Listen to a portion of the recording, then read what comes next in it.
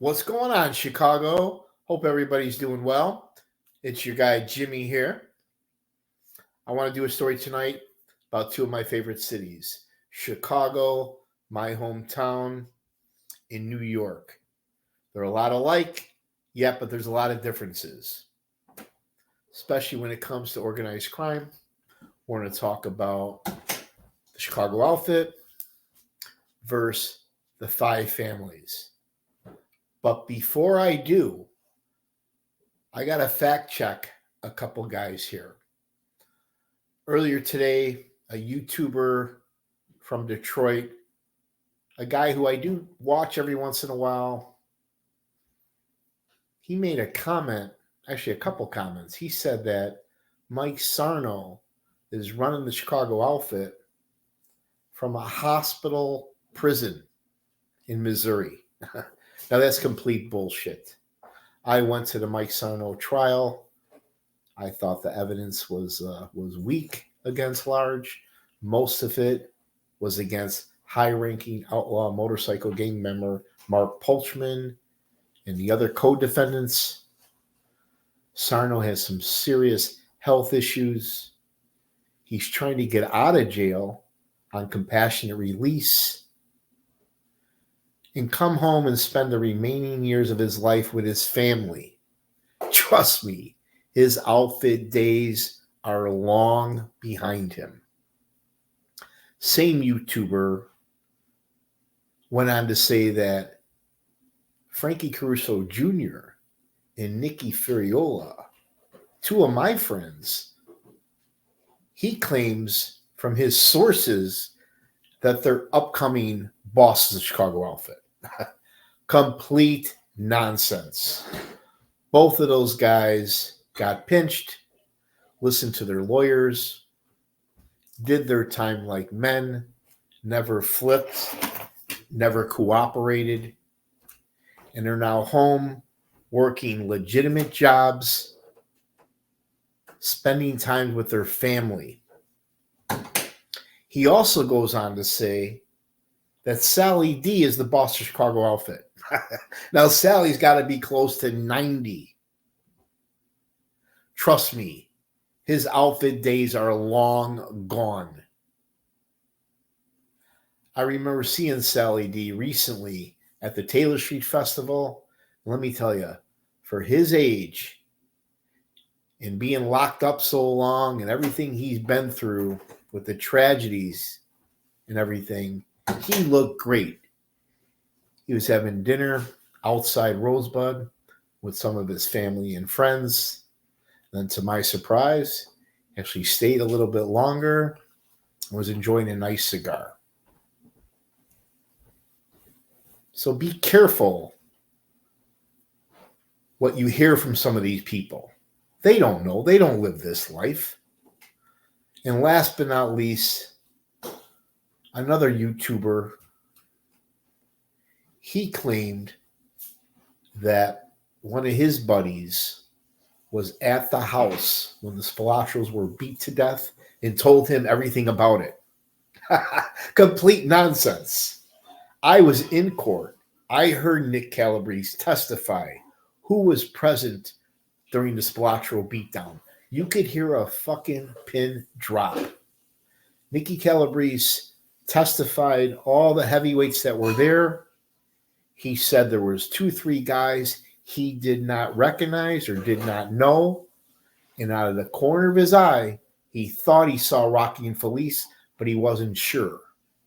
When the defense attorneys attacked him, keep in mind, he was reminiscing this many, many years ago. This happened in the mid-'80s. But Nick Calabrese never once said that Frankie Schweiss was there. According to this YouTuber, Frankie Schweiss told him that they all sat around and drank scotch before they were led downstairs to get beat to death in the basement.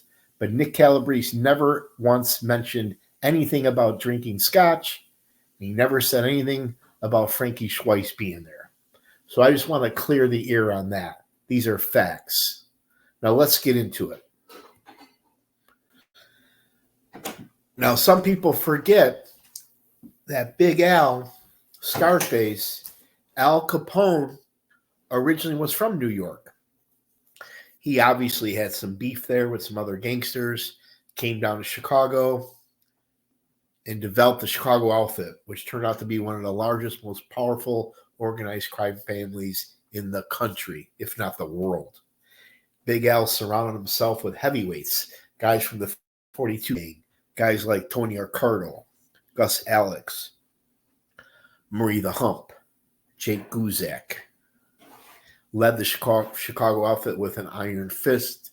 The FBI tagged him as public enemy number one, but they could never really indict him. And then years later, they finally pinched him on taxes. This is one of his houses in Miami. Actually drove by it on a boat. You could see it from afar. He actually has a house in Chicago on the south side in the hood. I drove by that house as well. But Al Capone, legendary gangster, boss of the Chicago outfit. He kind of put the Chicago outfit on the map. Till this day, we still have that very serious reputation. Perfect example, years ago, I was in Stockholm, Sweden. I'm touring the factory. They introduced me to two older gentlemen who were outside on a cigarette break. When they said, "This is Jimmy from Chicago," the two old men raised their hands, stood up, and said, "Oh no, Al Capone." I couldn't believe it that way out in Stockholm, Sweden, just the mention of Chicago, they automatically thought of gangster Al Capone. That's what kind of reputation Chicago had at one point. Now let's start with the five families, right? On the left, you got the Bonanno family. Probably the laughing stock of the commission. These guys were actually shelved. This is the crew that FBI agent Joe Pistone, a.k.a. Donnie Brasco, was able to penetrate. They got shelved. Sonny Red, Sonny Black, Lefty, Mira, all those guys went to jail or got clipped. Years later, it kind of made a little rebound where Fat Joey Massino took over as boss of the Bonannos, and he made the crucial mistake of hiring his brother-in-law, Sal Vitale, who was a cop, as the underboss.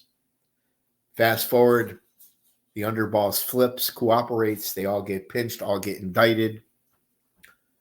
And during this, Joe Massino is ordering guys clipped left and right. Fat Joe blows trial. He gets found guilty. He decides to fucking flip and cooperate. A boss flips. He wore a wire in jail and testified against his right-hand man, Vinny Gorgeous. A disgrace to the commission. Next to them, you got the Colombos, led by Carmine the Snake, one of the defendants who was in jail and eventually got pinched during the commission trial. But the Colombos were always at war with one another, constantly beefing, jealous, old vendettas, nonstop killing each other.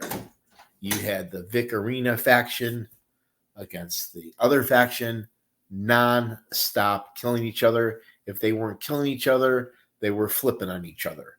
And then right there in the middle, the largest, the most powerful family is the Gambinos, led by Carlo Gambino. He passed away. He made the mistake of bringing in his brother-in-law, Paul Castellano, to run the Gambino family.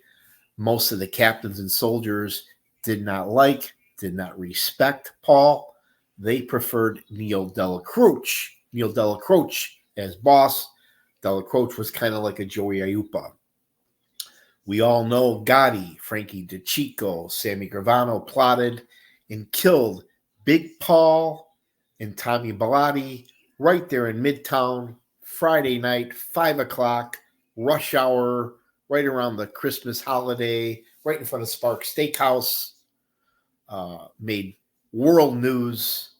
Shocker to organized crime and the agents. Big mistake by Gotti and his crew. Shortly after that, Gotti took over, as we all know. He got caught with his big mouth on a wire talking about murders he shouldn't have been talking about. Gravano heard the tapes in court, decided to flip and cooperate, basically bringing down what was left of the very powerful Gambino family. And then right next to them, you got the Ivy League family, the Genovese family, led by Chin. Chin was the real boss who posed as a lunatic, a madman, but that really didn't fool too many people, especially the agents. But they had Fat Tony as the street boss. But this was probably the smartest, sharpest family of all five. Chin despised Gotti for his flashy ways and the fact that he took out a boss without a full commission approval. He could never kill Gotti because Gotti was always surrounded by a small army. Gotti was always surrounded by agents and surveillance. But what the Chin did do, he started clipping, whacking Gotti's closest associates one by one. Frankie DeChico, Bobby Borello, Lino, and on and on. Eventually, the Chin was found guilty, like all these guys. And then at the end, you got the Lucchese family, the smallest family. That was run by Tony Ducks. Tony Ducks had a lot of respect for Joey Upa. He also feared him as well. Tony Ducks was good friends, close with Fat Tony Salerno. He claimed he made most of the guys in the Lucchese family. Tony Ducks also got pinched in the commission case. He was part of the concrete club that made millions of dollars of every ounce of concrete that was poured into Manhattan. They actually bugged Tony Ducks's driver's car. It was a black, what was it? I forget what kind of car it was. A black Jaguar. So it picked up thousands of hours of Tony Ducks on tape talking about organized crime. But these guys controlled all your major rackets in New York City: narcotics, drugs, gambling, hijacking, loan sharking, construction, Wall Street, real estate, bars, nightclubs, strip clubs, Murder Inc. The only thing they didn't control was a lot of the politicians in New York. They had a few policemen and a few judges and a few politicians in their pocket, but nothing like the Chicago outfit. But if the New York five families would have all joined forces and became one powerhouse, nobody could have stopped them. That's what the Chicago outfit did. Chicago outfit was one family with one boss, one underboss, captains, soldiers, and associates. They had strong leadership. Leaders like Paul Ricca, Tony Accardo, that learned early on to keep a low profile, to keep their mouth shut, not to be flashy. Chicago outfit controlled all those rackets similar to New York: hijacking, loan sharking, gambling, real estate, stock market. But they control not only Chicago, the surrounding Midwest states, and everything west of the Mississippi, including Nevada, Arizona, Lake Tahoe, Los Angeles, California, even Hollywood, as well as full control of the unions, the Chicago Police Department, the Cook County Sheriff's Office. They had influence with state officials. They controlled all the 50 aldermen in the city. They controlled a lot of the Cook County judges, some senators, some congressmen. The Chicago outfit had such strong political connections. They controlled guys from a Chicago detective all the way up to the president. That was one of the main differences between the Chicago outfit and the New York crime family. Was the Chicago outfit had much more political power.